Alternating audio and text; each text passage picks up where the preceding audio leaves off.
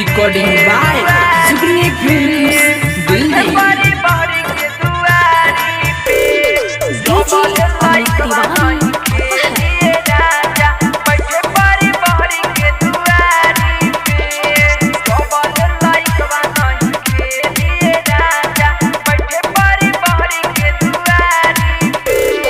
बुझेला न राजा हमर तन को मजबूरी, कुछ दिन बनबले रहा हमारा से दूरी। ए पिया हटन।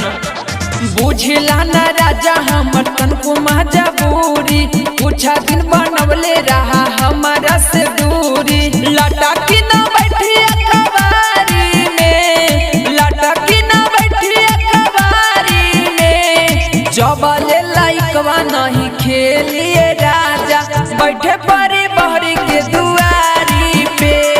जबल लाइकवा नहीं खेलिए राजा बैठे परी बहरी के दुआरी पे।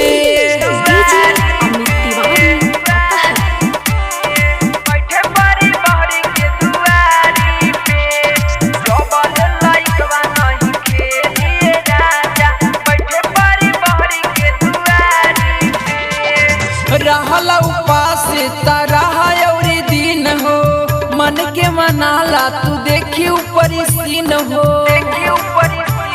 सुन तरा रहला उपास तरह औरी दिन हो, मन के मनाला तू देखी ऊपर सीन हो। बात जाने माना अपना प्यारी के, बात जाने माना अपना प्यारी के।